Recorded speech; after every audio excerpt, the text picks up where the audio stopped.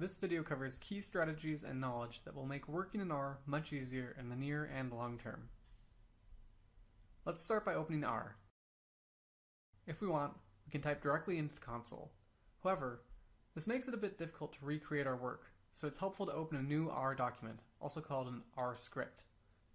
We can open a script by holding down Command and hitting N. Whenever you write R commands, you should write them in an R script. Then you can send the commands in your script to an R console to be run. For example, if your cursor is on a line in the R script, you can run that line of code in the console by holding down Command and hitting Return. To run a larger block of code, highlight the code, hold down Command, and hit Return. It is useful to type your commands into an R script because you can organize your commands, and you can run and rerun these commands quickly and easily. You can also save an R script so you can use it later, and this makes it easy to pick up where you left off in your next work session. Here, I'll save my script to the desktop with the name temp.r. Saving and loading files in R can be very helpful. R is always looking in a particular folder on your computer, and it is sometimes important to know where it is looking so you can access and save files. There are two tools that will make this easier: getWD and setWD, which stand for Get Working Directory and Set Working Directory. The getWD function will tell you which directory R is currently working from. If you'd like to change the directory you're working in, use the setWD function and specify a file path inside the parentheses, where the path is contained in quotation marks. For those working in OS X, there's one more tool, Command D. Typing Command D will open a window where you can navigate to a folder of your choosing. When you are done in an R session, save your script and then type Q open parenthesis close parenthesis into the console. As long as you carefully document your work in an R script, there's little reason to save your workspace. In the next video, we'll begin creating objects in R.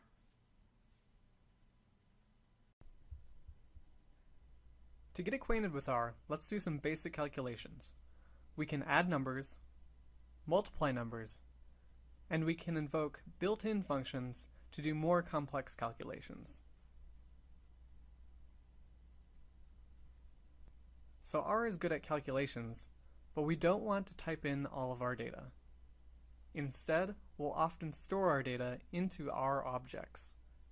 In a later video, we'll load in larger data objects, but for now, let's create some simple R objects.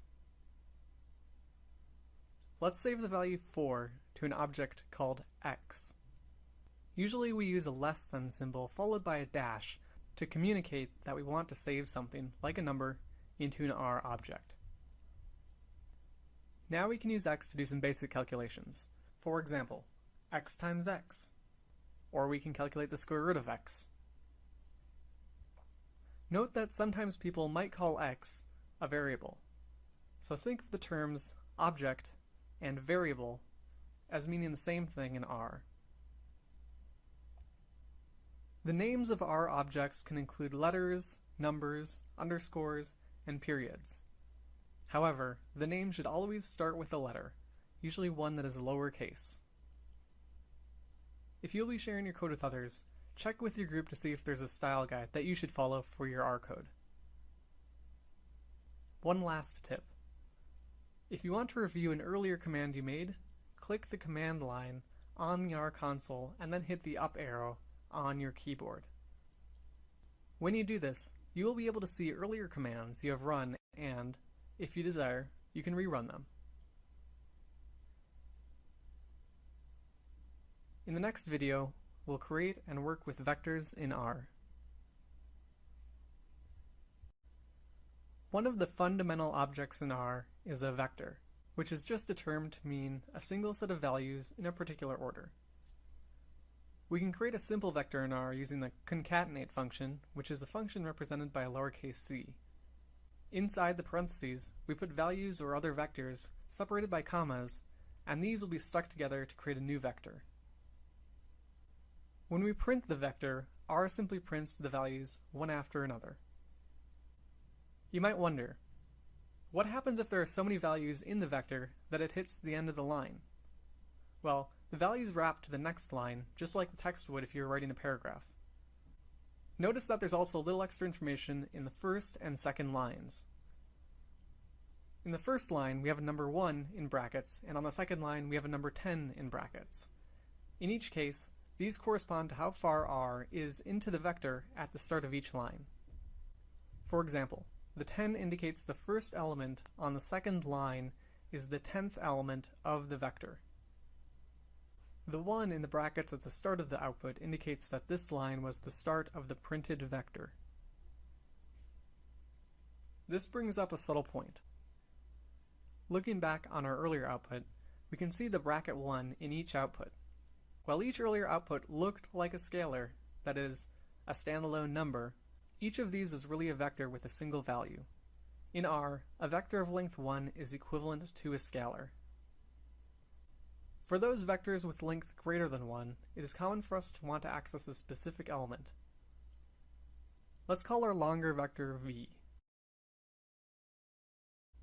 If we wanted to look at just the first element of v, we use brackets with a 1. Or if we wanted the third value, we could use a 3 in the brackets.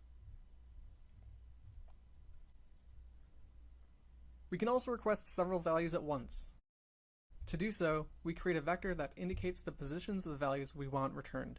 Then we put this vector into the brackets. So let's suppose we want to look at the first 3 values. We start by creating a vector 1, 2, 3. Here I've done that using the special notation 1:3, which produces a vector with values 1, 2, 3. I'll save this vector into a variable called lookat, and then I'll use lookat inside the brackets to get at the first 3 values of v. There are 3 more functions worth remembering when it comes to vectors: length, head, and tail. The length function indicates the number of elements in a vector. The head function returns the first 6 observations in the vector, and the tail function returns the last 6 observations in the vector. Here's v printed out for a comparison. Also, if we want, we can specify a second argument in the head or tail functions. This second argument says how many observations we want to see. For example, here I'll specify that I want to see just the last 3 values of v using the tail function with 3 as the second argument. In the next video, we'll work with character and Boolean vectors.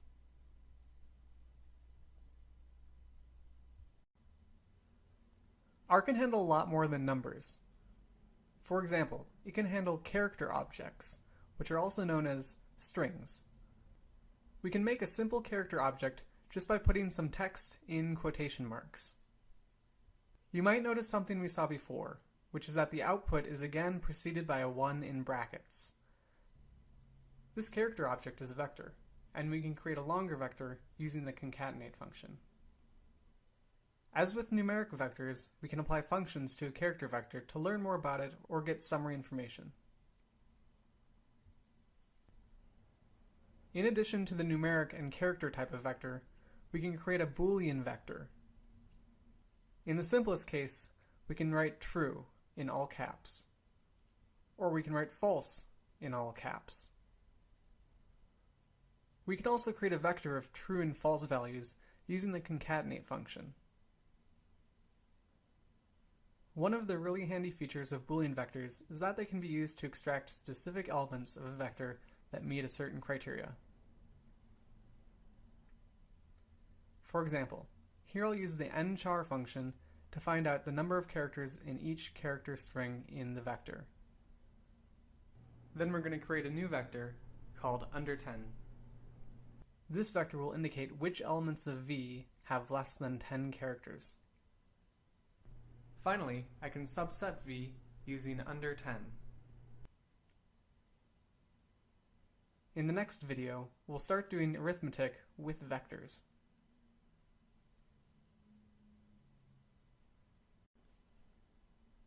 The simplest type of vector arithmetic in R is just adding a number to a vector. Let's create a vector v of values 10, 20, 30, 40, 50, and 60. Then we'll add 1 to this vector. When we add a single number to a vector, it adds that number to each element of the vector. We can also do simple multiplication, which works in the same way. Things get a little trickier when we multiply two vectors where each are longer than length 1. Let's create a second vector called w that takes values 2, 3, 4, 5, 6, and 7. I've constructed this vector using a special notation of 2:7, which generates a sequence of integers 2 through 7. This is a handy way to create a sequence of all integers between two values. Let's multiply v and w. Is that what you expected? R performs element-wise vector multiplication.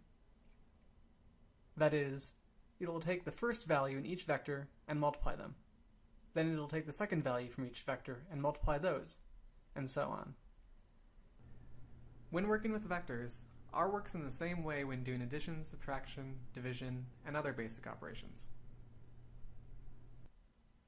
Things get a little more confusing when we multiply vectors of different lengths.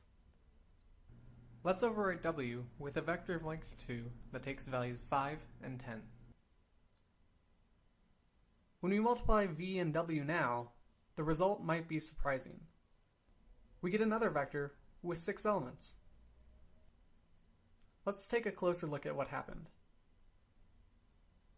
The first two values make sense. They are again the element-wise multiplication. However, when we get to the third value, it appears to be the product of the third value of v and the first value of w. The fourth value is the product of the last value of v and the second value of w. What we've just observed is that R recycled the vector w so that it could complete the multiplication across the full length of v.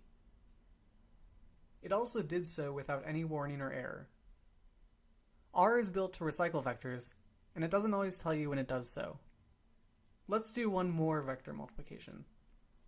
We'll overwrite w one more time, and make it a vector of length 4 with values 5, 10, 15, and 20.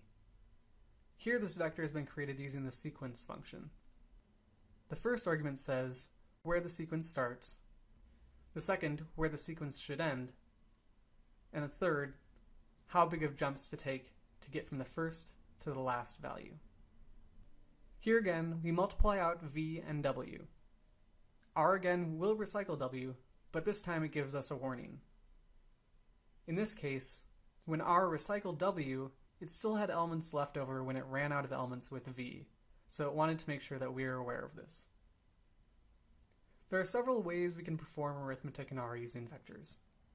We can raise every element in a vector to a power, or a different power for each element. Here I've again used the integer notation to create a vector of values 2, 3, 4, 5, 6, 7. Many functions also work nicely across vectors, such as the square root function. In the next video, we'll learn about matrices.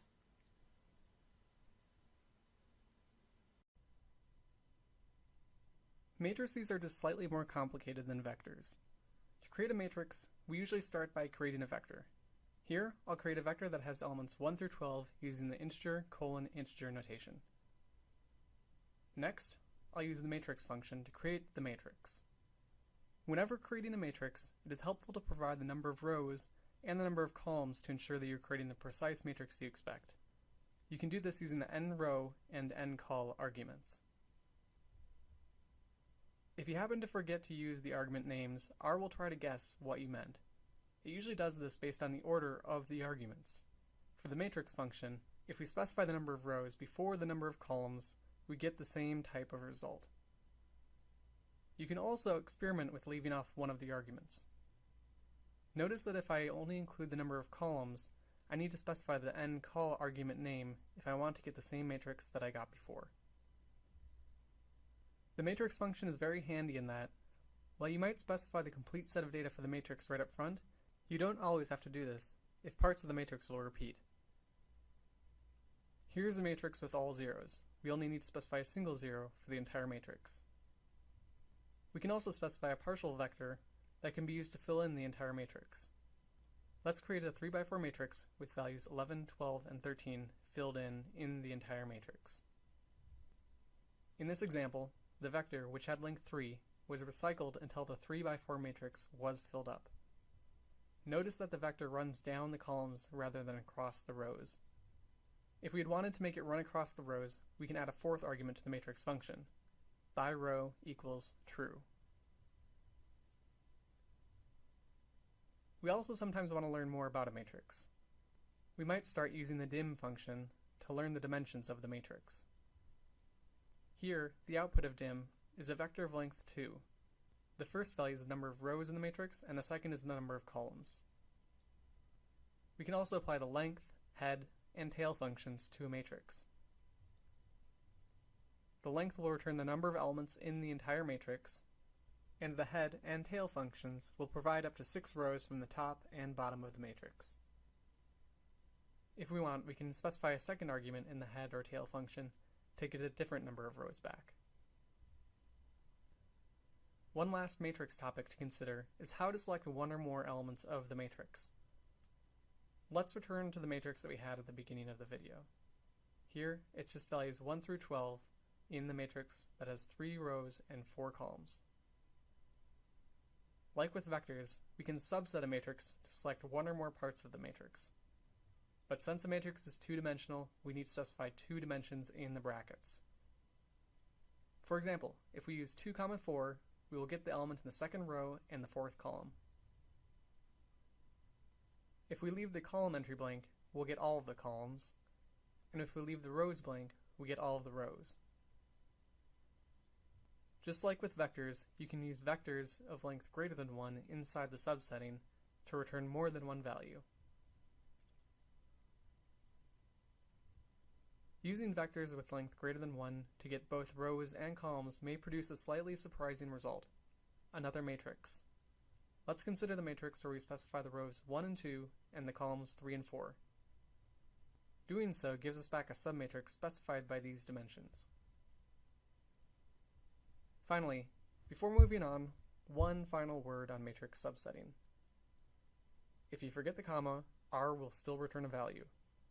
Each matrix is stored in R as a vector with extra dimensions. So if we request the third element of the matrix, it counts down the first column and returns the third element. If we specify the 5th element, R runs out in the first column and so goes to the second column as it keeps counting. I wanted to highlight this not because subsetting in this way is a good idea, but just to make clear that it can be accidentally done, and so it's something you need to watch out for. Using the row-column subsetting notation is the preferred method. In the next video, we'll take a look back at the first 6 videos, and also how to access help files for functions inside of R.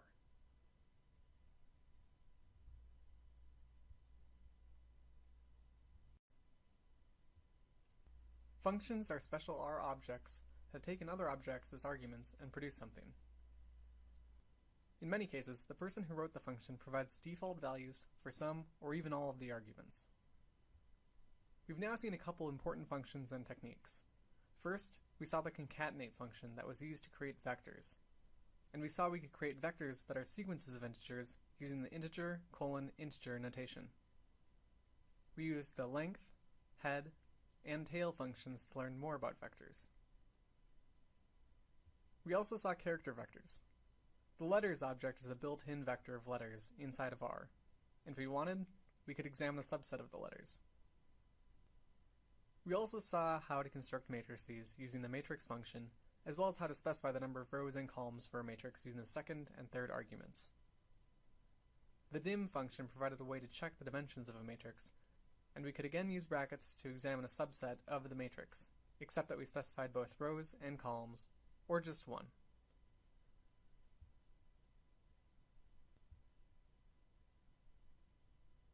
Videos are great, but they're no stand-in for documentation. Thankfully, most functions in R are very well documented. To access the help file for a function, just type a question mark, the function name, and then hit return. Here's the help file for the sequence function. At the top of the file is a description of the sequence function and other related functions described in this help file. The next section shows the sequence function and its variants, And the arguments section provides details for what type of inputs are reasonable and how to specify additional options. The next sections of particular interest are the See Also and Examples sections. It's a good idea to take a look at the example section early on when you're exploring a new function. On OS X, it's also easy to run examples from the help file by highlighting the example text, holding down Command, and then hitting Return. Congratulations! You've completed the first section of R videos. Take some time to try out what you've learned, and when R gives you an error, check for typing mistakes, which are common. After you've finished experimenting, fuel up and start section 2.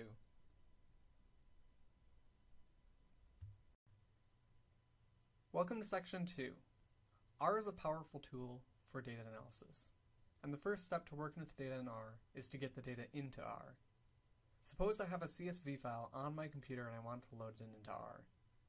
Since I'm running R on OS X, I could use the Command D trick to change my working directory to the folder with the file, but it's also helpful to know how to navigate using the getWD and setWD functions. We'll also make use of the list files function, which lists the files and folders in the current working directory. I want to get into my Google Drive folder, so I'm going to specify that in the setWD function. Next, I'm going to print out the folders in this Google Drive folder and navigate to projects. Next, I'm going to navigate to the top secret folder, and since I know there's a data folder there, I'm just going to add this folder into my setWD command. Alright, I've arrived and I can now see the dataset of interest in my current working directory, the state.csv dataset. Since I'll be saving this code, I might as well save my current working directory in a setWD command at the top of my script. This way I won't need to set the directory in the future unless I change the working directory of my project files.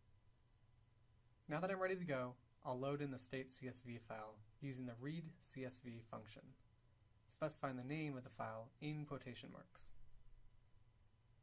When you're reading a CSV file into R, it's stored as a data matrix, which is more formally called a data frame in R.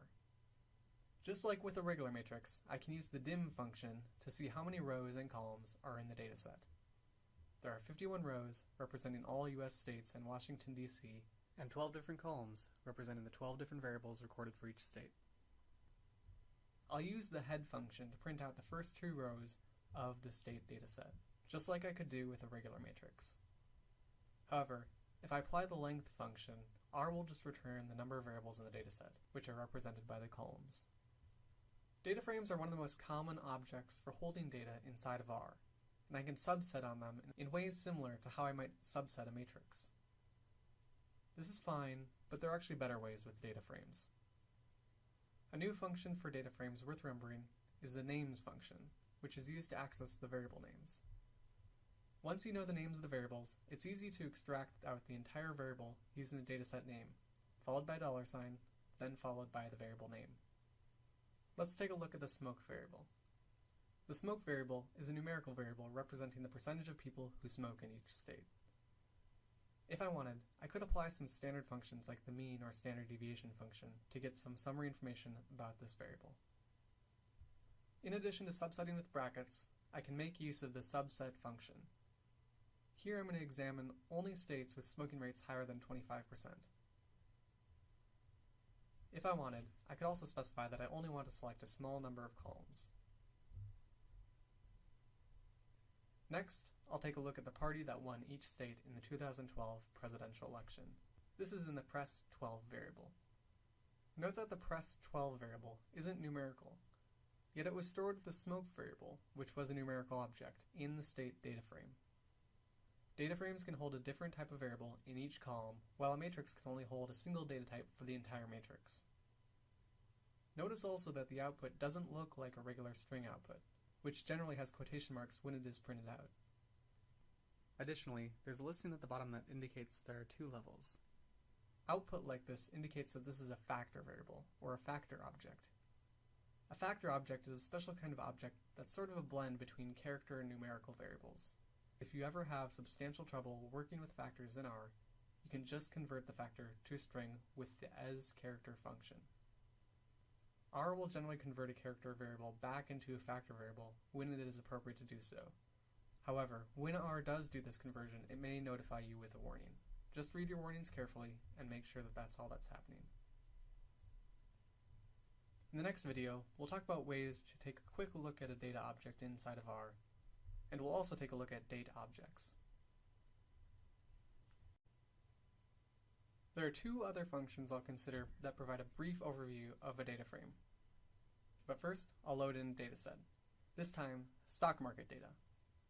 I've already navigated to the proper folder, and I can see the file in my current working directory if I use the list files function. This particular dataset is saved as a tab-delimited text file, so to import it into R, I'm going to use the read_delim function. In the last video we saw how to load in CSV files, and in this video we've seen now how to load in tab-delimited files. If you aren't sure how to load in your particular dataset, Google your question. There are many online resources about loading data into R that are likely to be very useful. Alright, back to the dataset. I'll take a look at the first and the last three rows. I can also get a better overview of the dataset by using the str function that provides a breakdown of the object's structure. Here I can see that stocks is an object with over 70,000 rows and 8 variables. I can also see each of the names of each of the variables, and the first several observations get a sense of what each contains. Note that observations for factor variables may look like numerical variables. Another helpful function to get an alternative look at an R object is the summary function. In the case of a data frame, the summary object returns a summary of each column. Notice that there are NA values represented in some of the columns. In R, NA means that there's a missing observation, and here it lists the number of missing observations for each of these columns. Note that the str and summary functions are not specific to data frames. They can be applied to any R object to get a quick peek about the object and its characteristics. You might have noticed that one of the variables in the stock dataset is a date. I'm going to take a closer look at the date and print out the first 20 values. If I look carefully, I can see there's also a levels attribute associated with these dates. That means that R has interpreted this field as being a factor. It would be much more useful to keep this as an actual date object. In this case, the dates are formatted as day, month, and year. And in such cases, I want to examine this variable as a date object using the asDate function. I also need to specify the format of the date. There are many different ways to format dates, so you may need to look up how to specify the date formats you run into. For this purpose, you'll probably want to look in the strp time function help file. You can do this by typing $strp time and hitting enter. I'm going to save the formatted dates in an object called s.date. While having this date object is helpful, I really would like to replace the original date object with this one. In fact, it actually would have been much easier had I just skipped the step of creating sDate and just saved the modified version over the date object right from the start. Now if I look at the stock objects again with the head function, I can see that the date variable is now formatted in a standard way, starting with all 4 digits of the year, then the next 2 digits for the month, and then the last 2 digits being the days. You might wonder, why go to all this trouble to format the date? Why not just leave it as a factor, or just set it as a character? First, you might like to examine the differences of dates to learn the proximity of 2 observations to each other. Second, if you generate a time series plot that makes use of the date object, R will do its part to help make the plot look nice. For example, here I'll plot the time series of the stock price for Google. I'm specifying the date as a variable for the horizontal axis, and since this is formatted as a date, R will use this information and plot the years all along the axes. Had I not converted the date over to a date object, the plot wouldn't have looked nearly as nice. There are several other reasons to properly process and format dates in R, but the general reason is that doing so communicates the data structure accurately, and this will make it easier for you and others to use and reuse your code. In the next video, we'll talk about if statements and also the which function.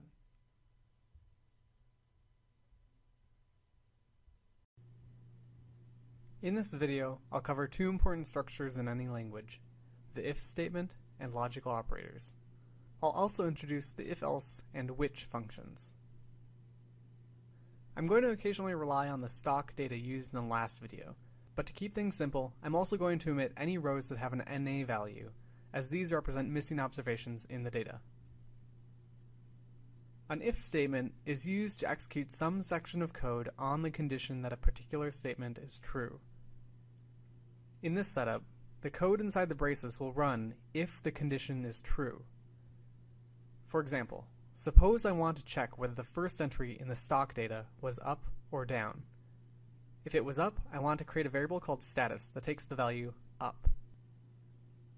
It would also be informative to label the status as down if the stock is down, so I'll add an else statement. The code in the second set of braces will execute if the condition is false.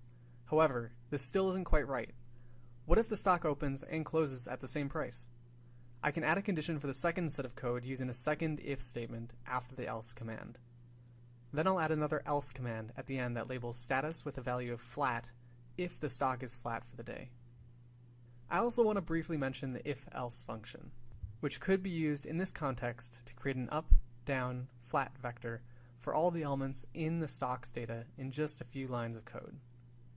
The if-else function takes 3 arguments: a vector of length 1 or more that contains true and false values, a value to take for each true instance, and a value to take for each false instance.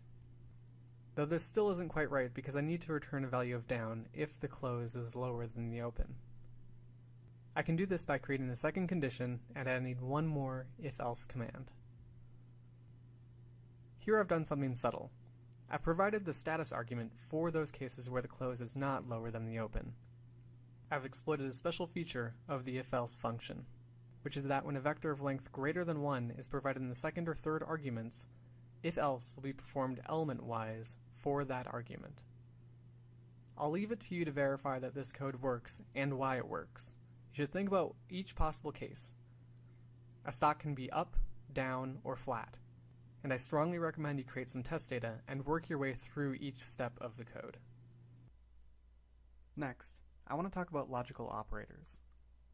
I'm going to create a vector with 10 random integers between -1 and 13, and a second vector in the same way.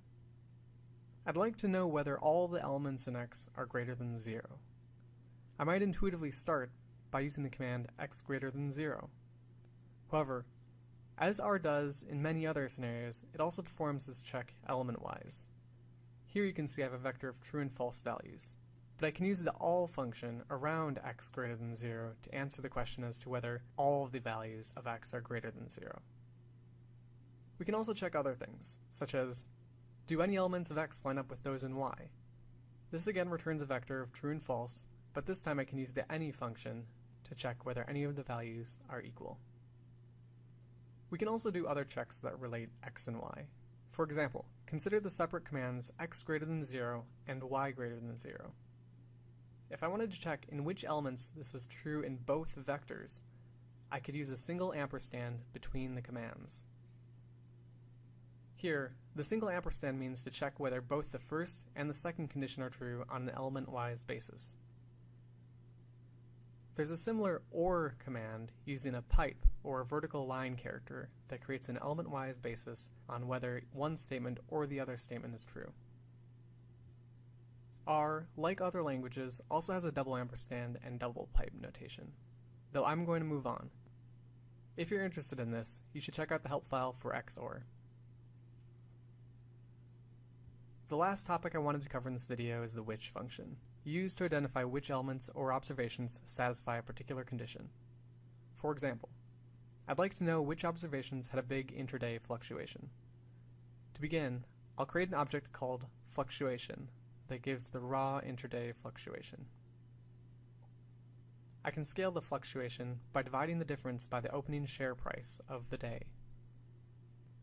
Next, I'll create a condition for whether the fluctuation was greater than, say, 25%. This is a Boolean vector of true and false values that report whether each row in the data frame satisfied or did not satisfy this big fluctuation condition. If I wanted a vector reporting just those rows that satisfy the condition, I can use the which function. These rows represent observations where the stock price fluctuated by more than 25% in a day. If I wanted, I could examine each of these rows in the original dataset. In the next video, I'll talk about for loops.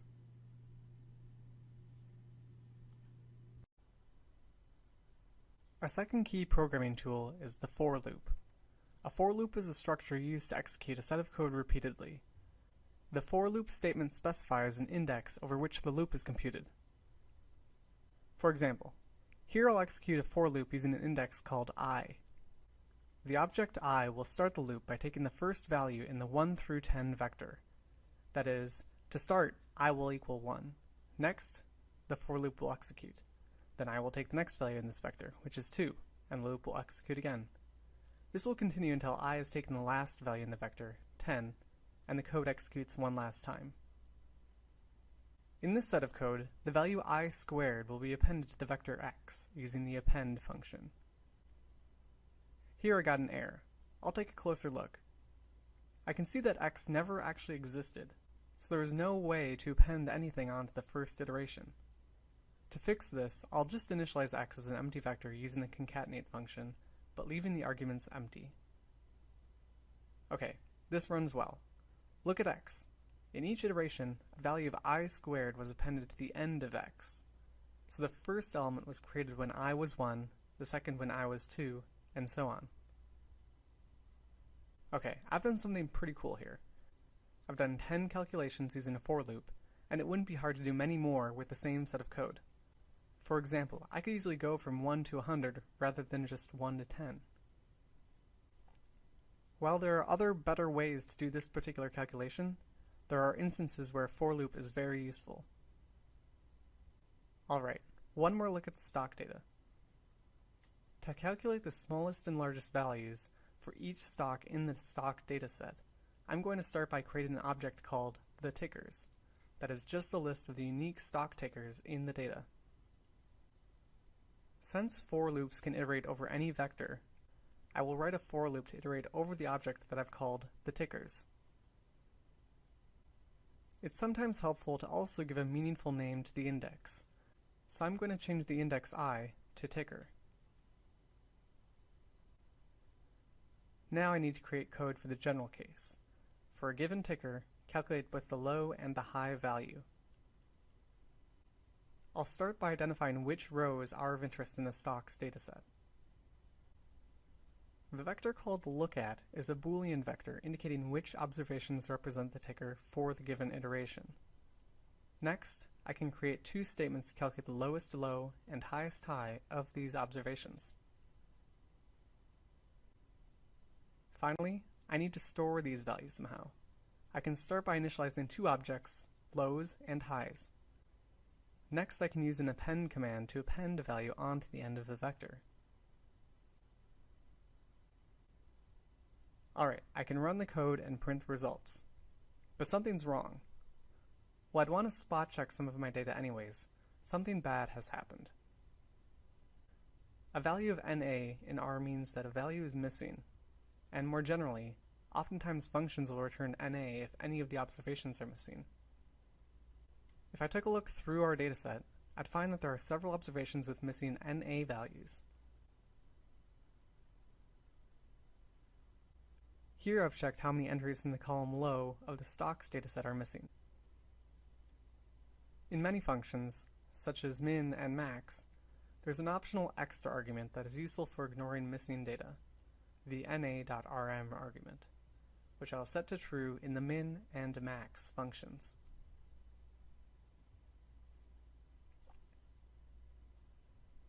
Now when I rerun the code, I get sensible results. I'd want to look at the data more carefully to see why some observations are missing, but I'll leave this as a topic for another set of videos. One final word. Even in this example, there are other better functions that could have been used to get the same results much more quickly. This would be important for code that should be implemented efficiently, and I'll get to these functions in the future. However, for the beginning R programmer, it's sometimes easier and clearer to simply implement a for loop.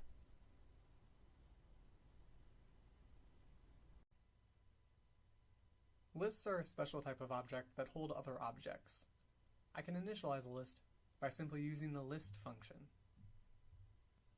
I can create items in the list by providing arguments to the list function. What is important to understand is that a list can hold objects of all different types. In this example, the first object is a numerical vector of length 5. The second object is a character vector of length 1, and the third object is a Boolean vector of length 1. If I wanted to access an item, I use the subsetting with double bracket. I can also add on new items, even providing the character name for the item.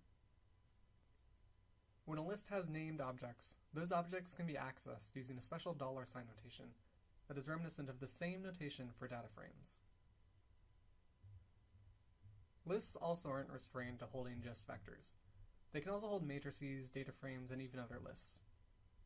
Lists are so powerful since they create helpful ways to organize diverse sets of data, or results. Oftentimes I have many groups of data, and it would be helpful to calculate statistics for each. I might organize these statistics using a list. I'm going to load in the stock data just as we have in the last couple of videos. And my goal will be to create a summary of the prices for each stock. I'm going to do this using a for loop. The first line in the for loop will identify the rows of interest. The second line will calculate the summary and store it in an object called stock summary. I also shouldn't forget to initialize the stock summary object, here as a list. Finally, I can take a look at the results. Not surprisingly, there's a lot to look at. If I wanted, I could look at a specific summary for a particular stock, say Google's stock.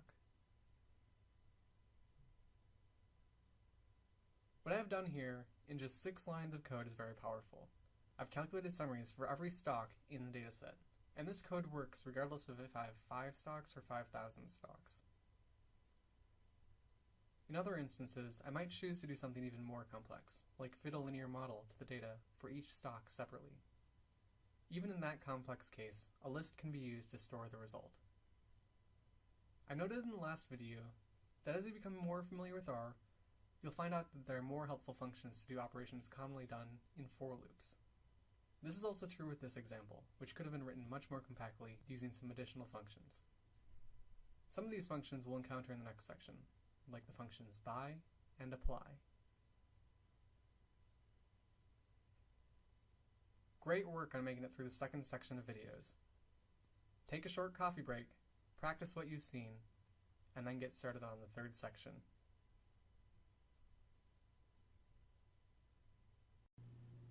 Writing your code into R scripts is valuable for managing and organizing R objects, but sometimes you may wish to clear some objects from your workspace. To get a look at what objects exist in your current workspace, use the ls function. If you want to remove an object, use the remove function with the argument name as the object to be removed. If you want to remove all the objects in your workspace, you can use the list argument in the remove function and specify all the objects in the workspace using the ls function. It's also helpful to be able to easily convert between objects of different types. We'll consider 3 functions for converting objects to numerical, character, and factor object types. For instance, we can apply each of these functions to the object x. Applying the as character and the as factor functions affect the outcome. Had I wanted to actually change x to, say, a factor, I could have assigned the new result to x. One special note here. If you have a factor variable that also looks numeric, always convert it to a character before converting it to a numerical value. There are other comparable functions that you may occasionally find useful, such as matrix, as data frame, and as list. One last function I'll consider in this video is the unlist function. In the usual process of data analysis, I might create a list to hold summary results of an experiment. Here, I'll construct a list manually for 4 groups. In this example, you can think of the first number for a group to represent its corresponding sample size. The second number might represent the average response for that group, and the third value might represent the standard deviation for the group. Just a side note worth mentioning. I typically perform these types of calculations in an automated way, which would make it easier for the code to be scaled to an arbitrary number of groups. If you need a refresher on this topic, look back to the 5th video in section 2. Alright, so the results are stored in a list where each list item represents the results for a single group. If I unlist this object, I get a vector of the unlisted results. It would actually be more useful to hold this object as a matrix or as a data frame.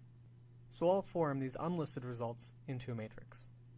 If I'd prefer a data frame, I could use the asDataFrame function applied to this matrix. If I wanted, I could also adjust the column names of the data frame using the names or the column names function.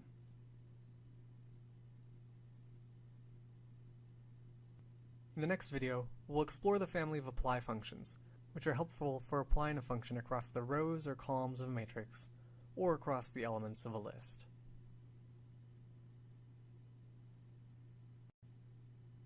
The apply function and its variants are useful for applying a function across an R object.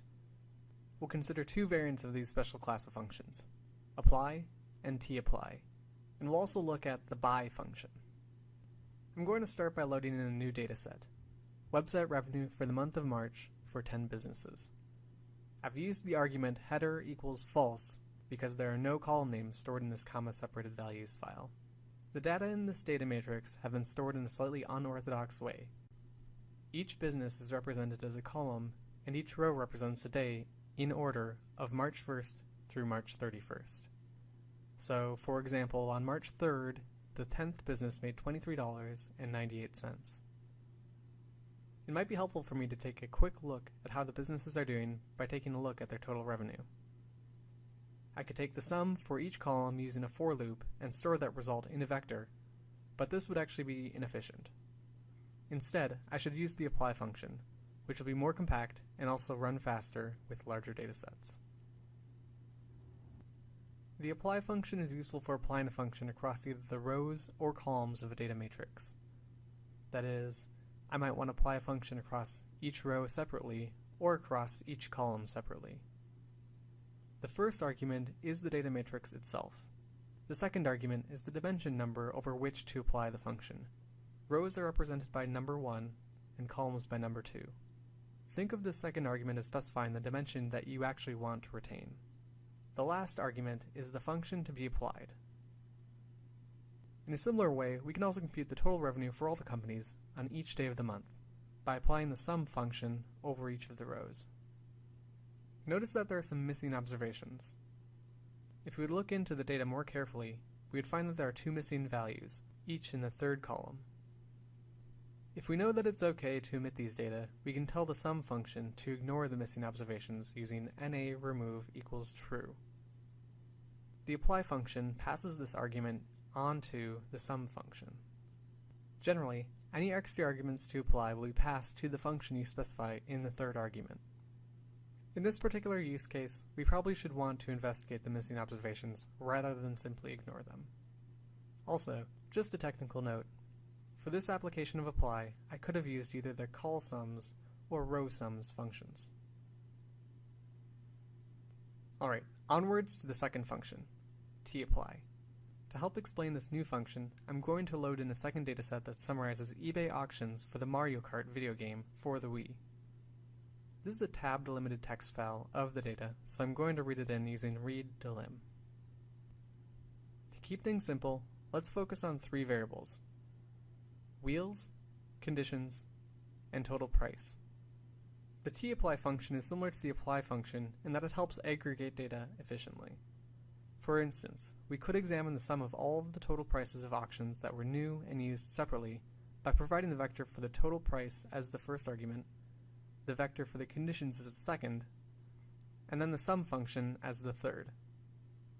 Just like in apply, the third argument for the tapply function is another function to be applied across the data. However, in this case, the function is applied to each group, where the groups are specified by the second argument, which in this case is the condition of the game. I'm going to modify this command a little bit since it makes more sense to look at the average price of the game.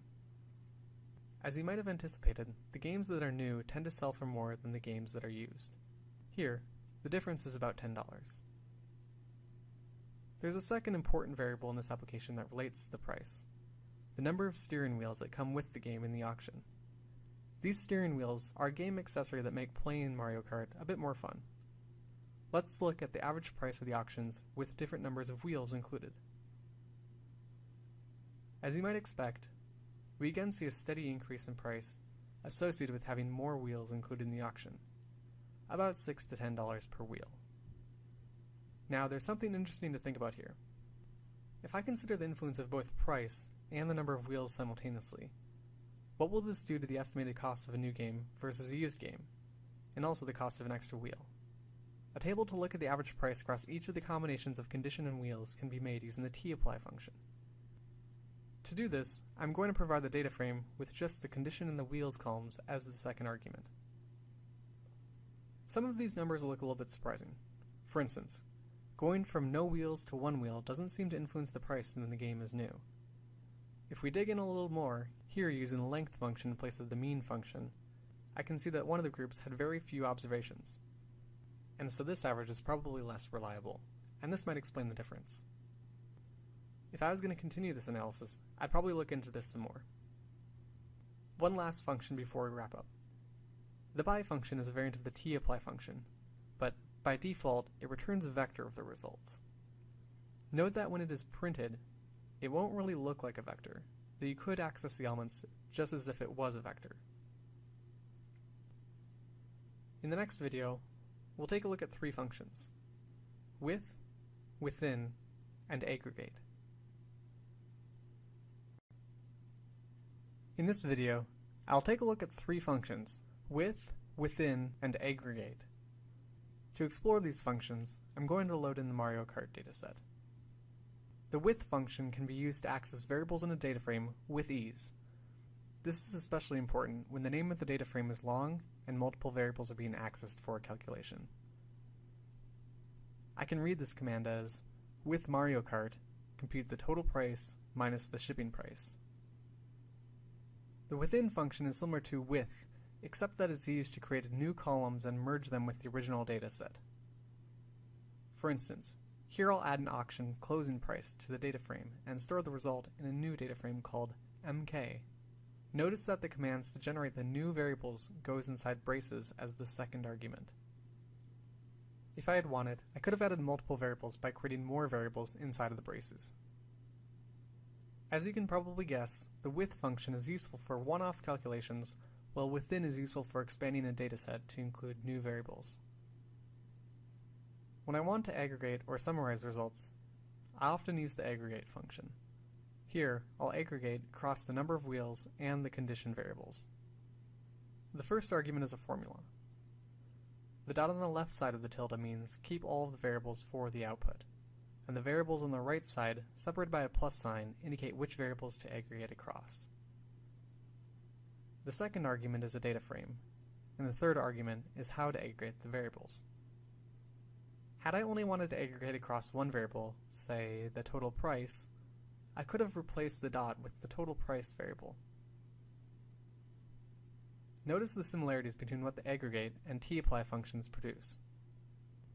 Which you should use depends on what you will use the output for. Congratulations, you finished section 3. The next section will introduce how to write your own functions.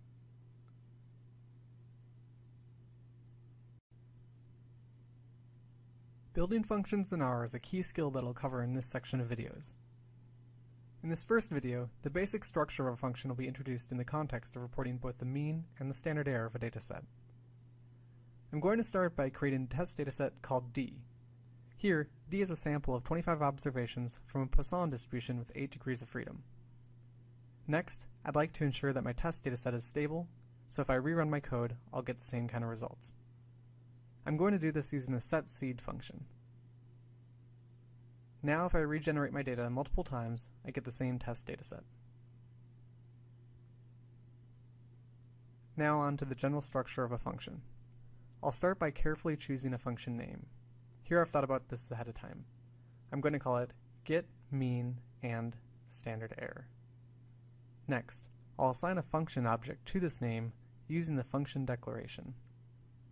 I've provided a generic argument x to represent the data, and I'll use braces to contain the code to be executed using the arguments. I'll compute the mean, the length of the dataset, and the standard error of the mean inside of these braces. Presently, the function identifies the mean and its standard error. However, the variables m and sc only exist in the scope of the function, so when I run the function, I don't actually get any results. What I need to do is add a return statement. Now when I rerun the function, the mean and the standard error will be returned. This new function can be helpful, however, its present output isn't actually ideal. It would be nice to make explicitly clear what each of the outputs is from the function. In the next video, I'll expand the function and take a look at this challenge. The function in the last video is used to report the mean and the standard error. Suppose I wanted to also report a 95% confidence interval for the mean. Here I'll construct a confidence interval. The QT function is used to identify the 97.5th quantile of the t-distribution with n-1 degrees of freedom. There might be some temptation to concatenate the confidence interval with the current results being reported from the function. In some instances, this might be fine, but it isn't a very clear way to organize the results. For example, what if another user mistakenly thought the first two values were the confidence interval and the last two were the mean and the standard error? That could be disastrous. When multiple objects are being returned from a function, it's usually helpful to return them in a list. But even now, things might still be a little bit unclear. For this reason, it's useful to add names to each element of the list. And before I forget, I should update the name of the function. I'm going to name it getCI for getConfidenceInterval. There's one more change I want to make before moving on, making the function slightly more general by allowing for a different confidence level. I'm going to do this using a second argument called level. Since a 95% confidence level is so commonly used, I'll specify a 0.95 confidence level as the default. Next, I need to make some slight adjustments to the body of the function to make use of this new argument. I can compute the upper percentile for the confidence interval, then provide this as a substitute for 0.975. Now I can run the function without specifying the level to get a standard 95% confidence level. Or if I want a different confidence level, say 99%, I can easily make that request. Suppose a user input a value for a level of 99 rather than 0.99 for the level argument. In this application, it would be nice if the function failed elegantly and communicated why there was an error rather than simply reporting a warning. This will be the topic of the next video.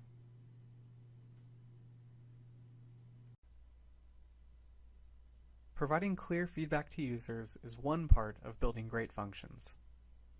I'm going to take a look at the function from the last video that was used to compute a confidence interval for the mean using a sample of data. What if a user provided a percentage instead of a proportion for the confidence level? Currently, the user simply gets a warning, and the reason behind the warning isn't going to be obvious to new R users. Instead, it'd be helpful to stop the execution of the function and clearly communicate what is wrong. I'll do this by stopping the function if the level of the argument takes a value less than 0 or greater than 1. To stop the execution of a function and return an error, use the stop function. The argument of the stop function is a character string to communicate why the error was generated. Here, I'll communicate that the level variable should have been represented by a proportion between 0 and 1. Now, when a user inputs a level value that is invalid, it stops and returns an error. I'm also a little concerned that a user might provide a level that takes a value like 0.05 or 0.1. They might think they are supposed to provide a significance level rather than a confidence level. If the confidence level is smaller than 0.5, I'd like to warn the user that they should rethink their input. I can do this using the warning function. In the next video, I'll introduce how to pass an arbitrary number of arguments to a function.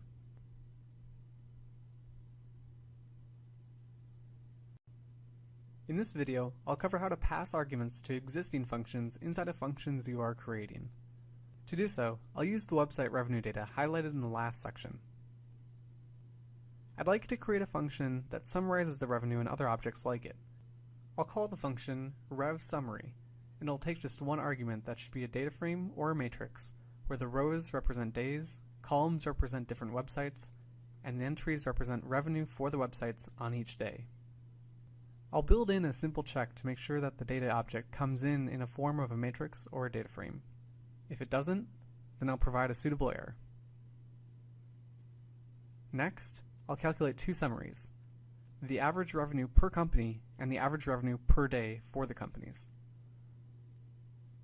In a previous video, I used the apply function for this, but here I'll use two functions in R specifically built for taking the mean across rows and columns, row means and col means. I'll return those results in a list with two items that will be returned at the close of the function, mean revenue per company and mean revenue per day. Finally, I'll apply my new function to the revenue data. When I execute the function, I get a list back, as expected. However, there are some NA values that indicate that some data are missing. Here, I'll identify which observations in the revenue data are missing using the isNA function together with the which function and an additional argument, array index equals true. The first is for the 12th day and the third company. The second is for the 13th day and the third company. It's possible that some end users of this function, including myself, may occasionally want to have such observations omitted from the calculations in the functions using an NA argument, similar to how we've seen this argument used with other functions. However, this NA remove argument would need to be passed to both row means and col means. This is fine, but it's actually a little bit more generalizable to accept an arbitrary number of arguments to be passed to these functions. I can do this using an ellipsis in revSummary's declaration. This allows the revSummary function to accept extra arguments not specified in the function declaration. Next, I indicate which functions should receive these extra arguments. Since my intention here is to allow users to pass the NA remove argument to row means and col means, I will add an ellipsis to the end of each of these functions. Now, if I pass NA remove equals true into the revSummary function, this argument will be passed to the row means and col means functions, which will then remove the NA values from the calculations. Note that if you want, you may access the arguments from the ellipsis in your function using the list function with an ellipsis as its argument. In this way, you may also write functions that allow for an arbitrary number of arguments and then access all of those arguments in a list. What's been covered in this video is how to easily pass additional arguments inside your functions and how to access those extra arguments using the list function. In the next video, I'll show how to hide function output that might flood a user's screen, and I'll also cover a useful tool for building recursive functions, which are functions that call themselves.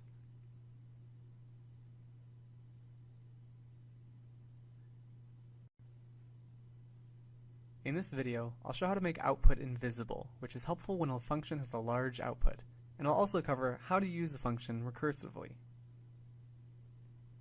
If your function returns a lot of results, it might be a bit obnoxious when a person forgets to assign the output to an R object.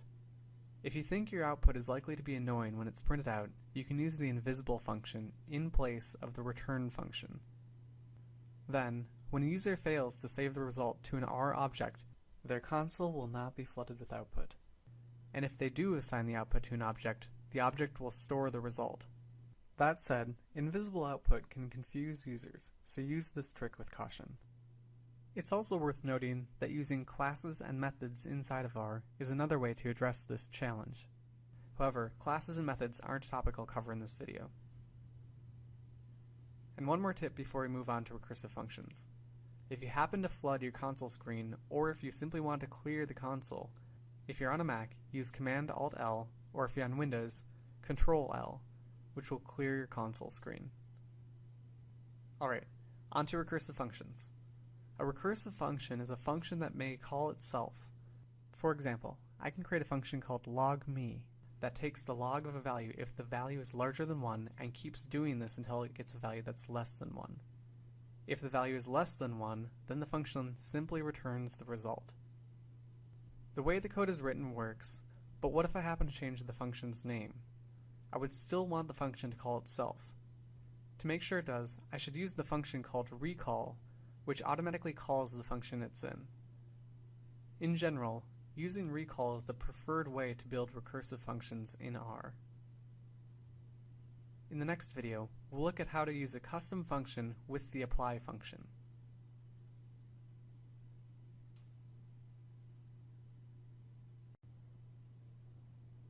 In the last section, I talked a bit about the apply family of functions. These are very powerful functions for applying the same function across many sets of data. They're even more powerful when combined with custom functions. To begin, I'm going to create a sample object X that's a matrix with 1,000 rows and 10 columns containing 10,000 random draws from a Poisson distribution with 8 degrees of freedom. If you recall, I could use apply to apply a function across each row or column. Here, I've calculated the mean for each column. If I wanted, I could also create a custom function on the fly that calculates the standard error of the mean using each column separately. Note that here I've omitted the braces for the function declaration. I did this since the function can fit on one line, but I could include braces if I liked. This inline use of functions is very useful since it allows you to apply simple custom functions on the fly. It's also common to make complex functions and use them in the third argument of apply. Here I'm going to first load in the getCI function, then I'm going to call it inside of apply. You might recall that the getCI function actually returned a list. The apply function adapts its output to accommodate complex outputs by the function being applied. Sometimes it will return a vector, other times a matrix, and other times a list. Here, since getCI outputs a list, the best way to represent many outputs of that function is to contain them in a sort of superlist. This completes the fourth section of videos. Take some time to try out what you've learned in these first 4 sections of video. Browse online for some data, or access some of these datasets that are already present in your R session.